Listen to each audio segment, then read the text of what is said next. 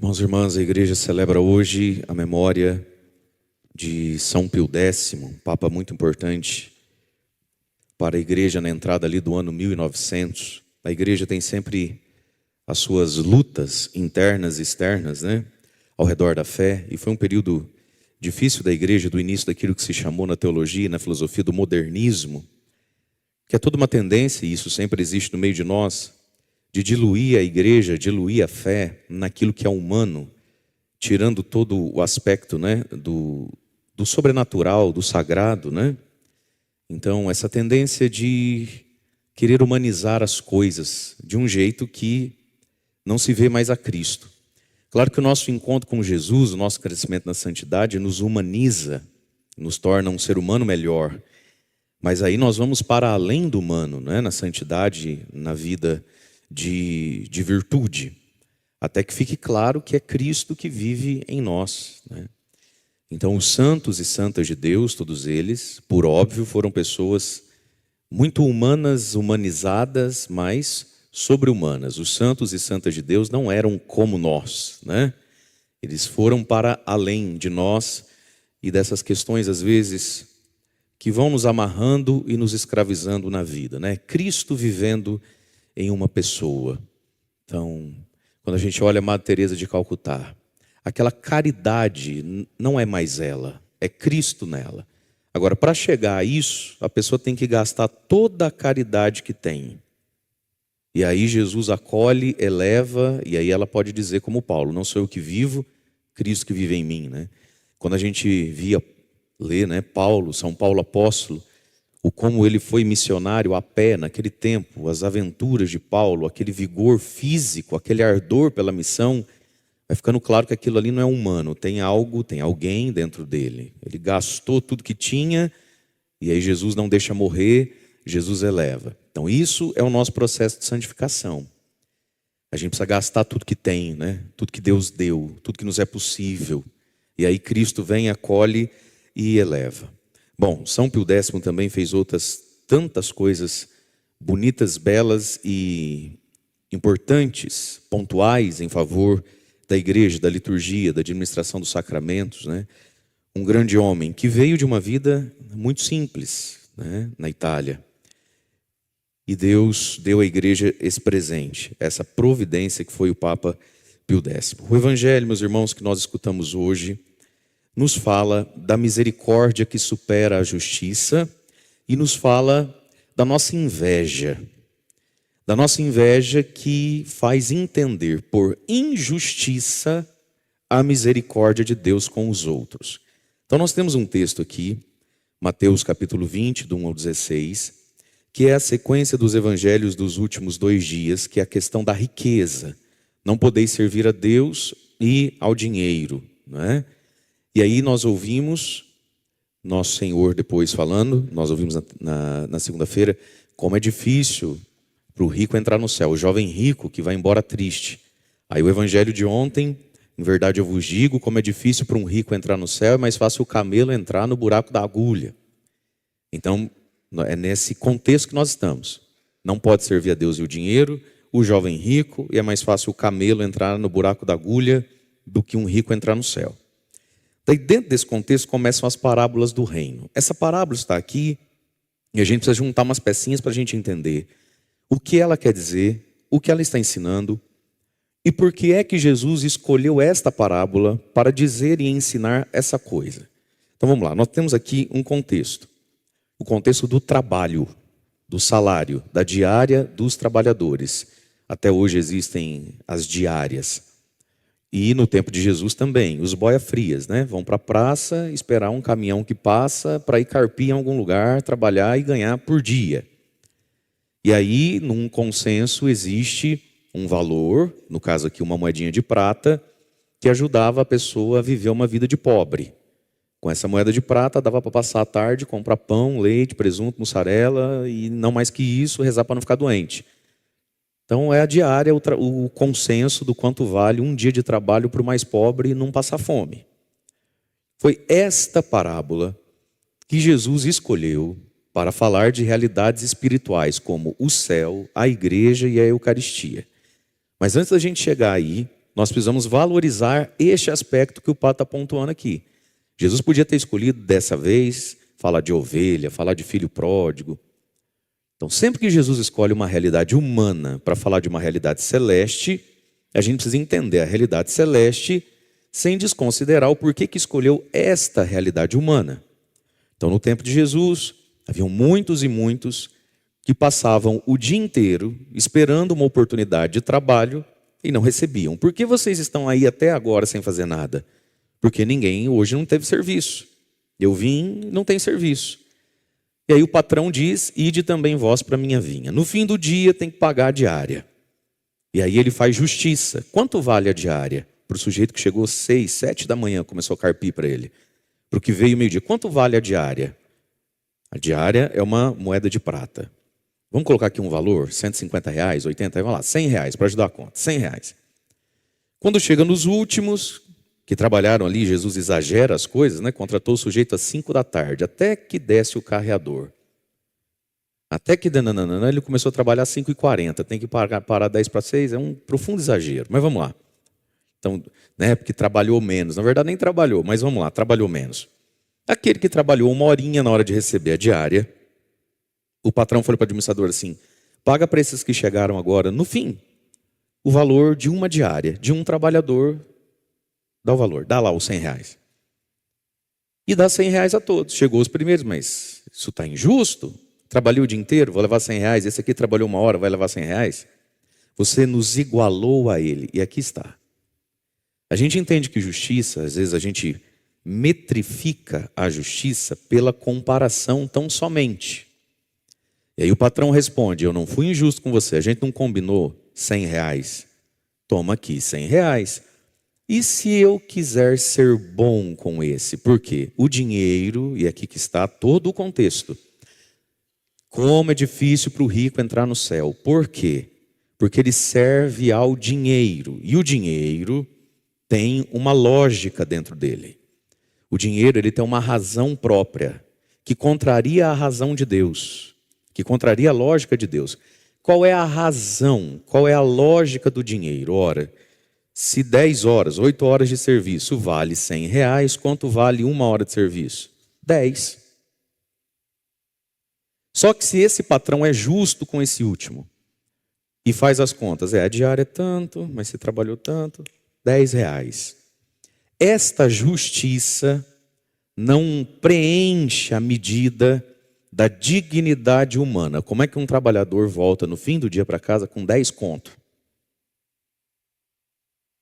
Entende? Então o que Jesus está sugerindo com muita leveza a quem o escuta e tem seus empregados? Até porque quem é que tinha uma vinha para ser carpida, colhida no tempo de Jesus? Os fariseus.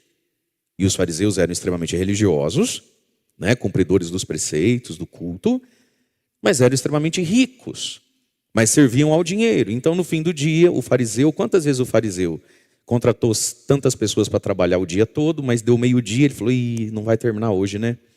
Deixa eu ir lá ver se tem gente sobrando na praça e trazer. Aí ele pagava meia diária, só que com meia diária, amigo, o sujeito não se mantém.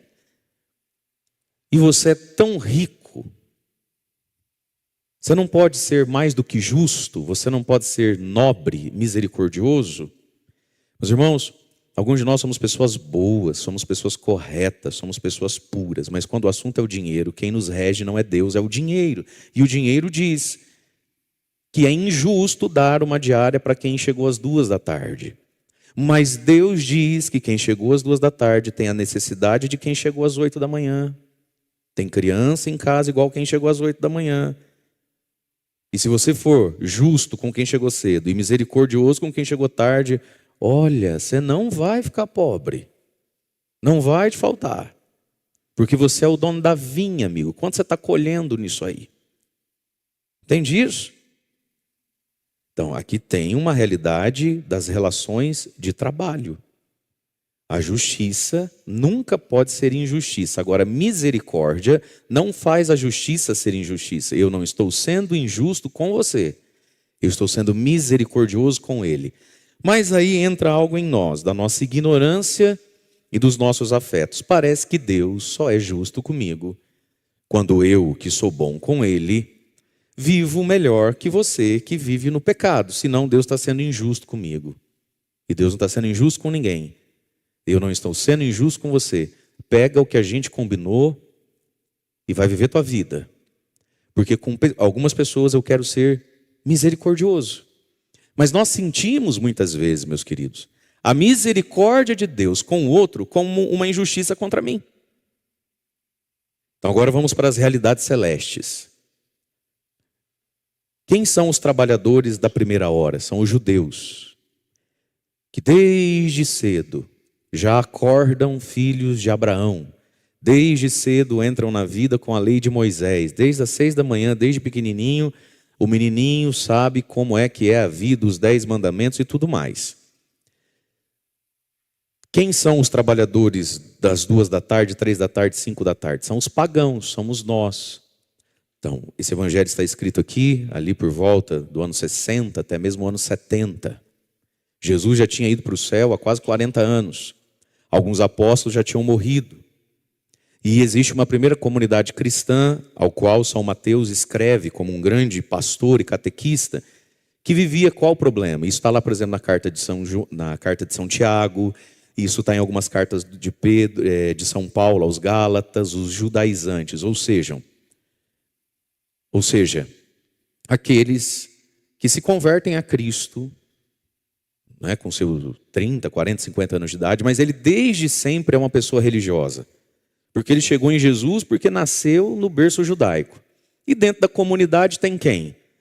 Tem quem viveu do jeito que o Jiraya gosta, de tudo que é jeito, não sabe fazer nada, sinal da cruz, não conhece Moisés, não conhece Isaac, não sabe onde está o Salmo na Bíblia. Mas agora, às 5 horas da tarde da vida, encontrou Jesus, ouviu o chamado. Agora. Mas agora bagunçou a vida inteira, agora vem pagar de santo na igreja? Amigo, eu quero ser misericordioso com ele. Eu quero que ele tenha a moeda também. Então, mas é a tensão de uma comunidade cristã que está nas entrelinhas aqui. Nós que nascemos e somos criados na igreja, sempre fez tudo certinho, nunca fez aqueles pecados que queria ter feito, passou muita vontade de fazer, mas não fez porque tinha medo do pai e da mãe que cobrava. E aí vem chegando uma galera, filho, que curtiu de tudo. Beijou todas as bocas que tinha para beijar, deitou todas as camas que tinha para deitar, rebolou todos os pagodes que tinha para rebolar, fez de tudo. Ele vai para o céu também? Ele pode ter a moeda, que é o céu. Ele pode ter a moeda, que é a Eucaristia. Ele pode receber a moeda, que é o batismo. Está injusto. Se eu soubesse que era assim, eu tinha ido aproveitar a vida também. E aqui entra um pecado nosso, o pecado das pessoas boas. Elas são boas porque se amam, não são boas porque amam a Deus. Sempre toda vez que uma pessoa boa vê uma pessoa tardiamente tentando buscar a Deus, ou tem notícia de que talvez essa pessoa vai ser salva, tendo tão pouco tempo agora, né, para viver a santidade, porque está se convertendo com 60 e tantos anos, diabetes, pressão alta, triglicerídeos, vai ser de Jesus 2, 3 anos, vai morrer.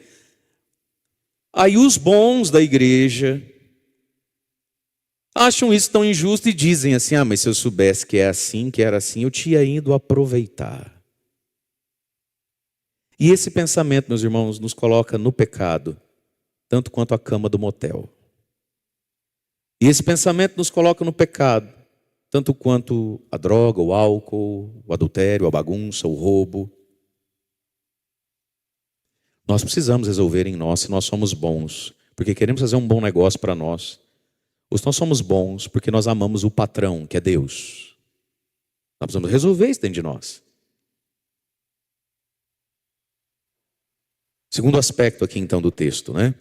Está aqui o judaísmo, está aqui o paganismo. Agora trazendo para a nossa vida, nos nossos relacionamentos, né?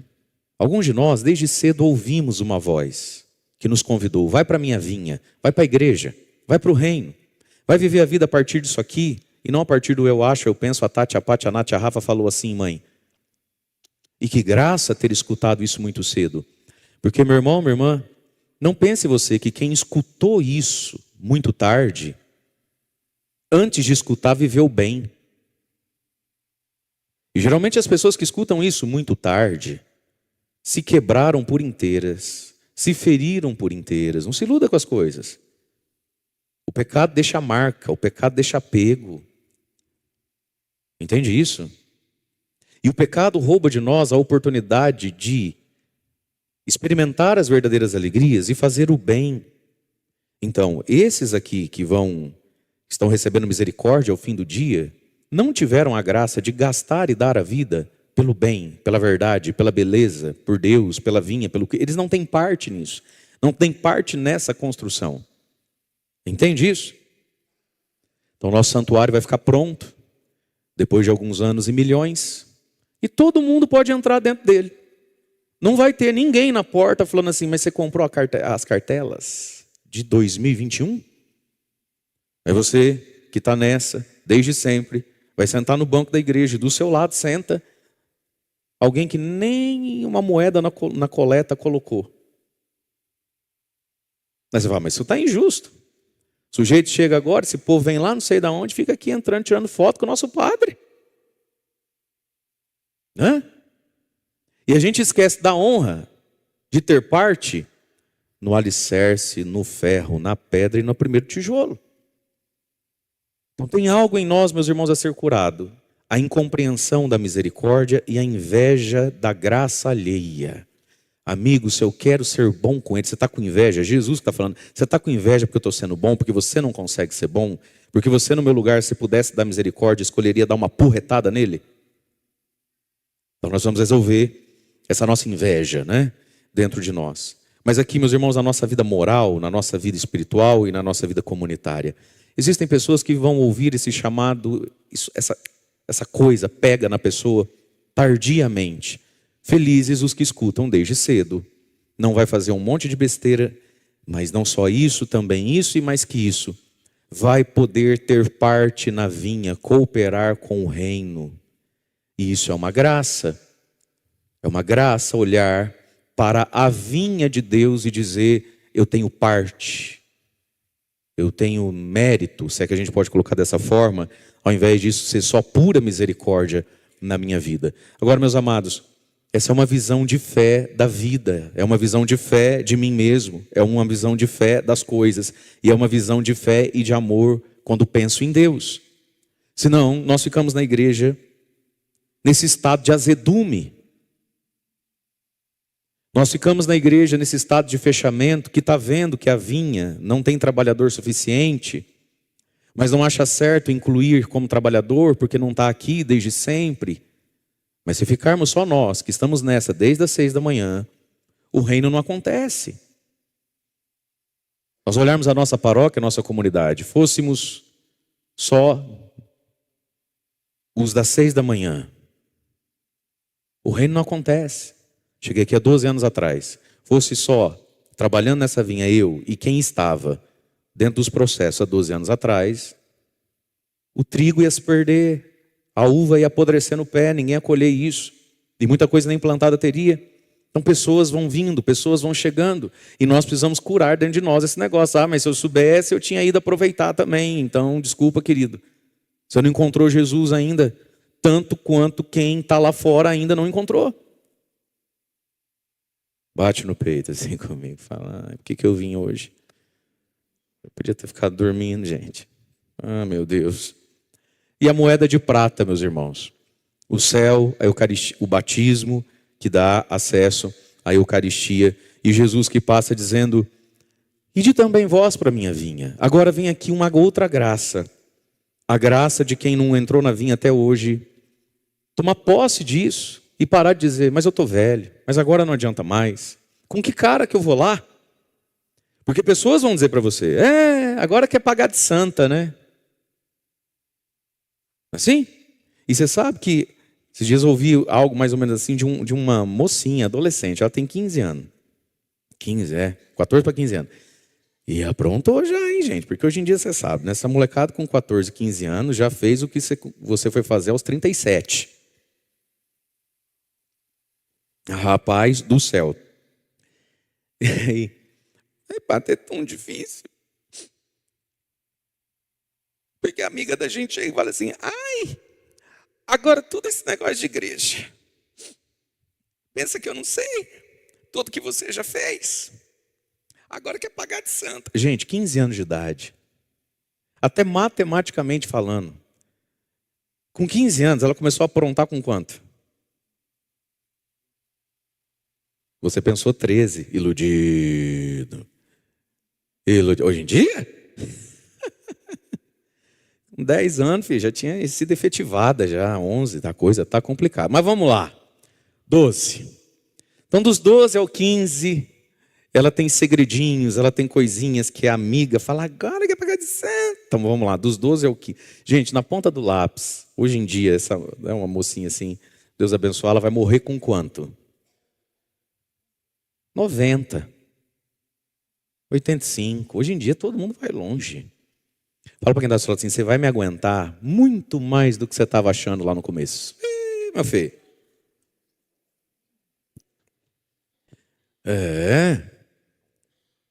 Sociedade, hoje em dia todo mundo vive mais. Então vamos lá, uma menininha, ela vai viver até, vamos lá, ela vai viver até os 80. Então vai ser 65 anos com Jesus, 3 anos com o capeta. Até na matemática da vida é uma goleada para Deus, se tudo isso aí der certo, né? Mas em qualquer etapa da vida existe esse sentimento de agora é tarde, não adianta mais, já que eu fui para o erro, deixa eu ficar. Não. Ide também vós para a minha vinha. Agora, vá agora. Aí você fala, Senhor, mas o que eu tenho pela frente? Quantas pessoas não se animam na sua conversão, porque veem que perderam muita coisa e que talvez não vão recuperar algumas?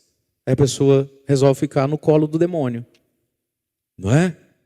Talvez sente um chamado lá dentro para ter a moeda que é Jesus.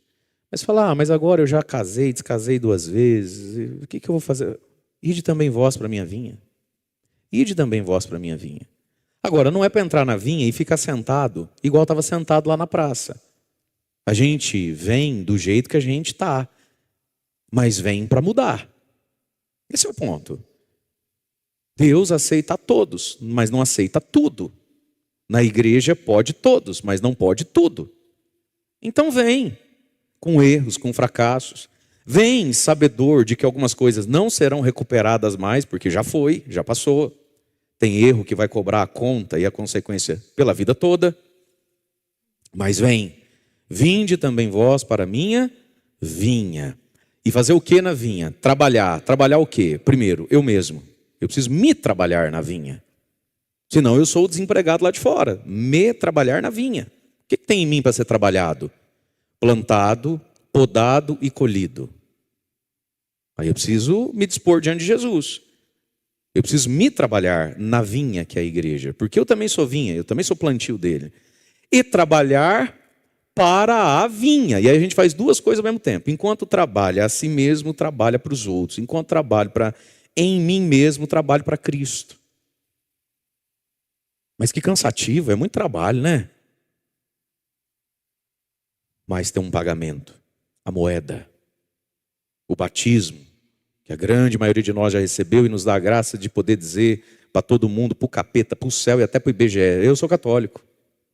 Já está bem pago isso aí. A moeda de prata, que é poder ter uma comunidade, uma igreja e ter a Eucaristia, já está bem pago ou não está bem pago? É a nossa falta de senso sobrenatural das coisas que acha que está mal pago. E seremos bem pagos? Somos bem pagos a cada dia, no pão de cada dia.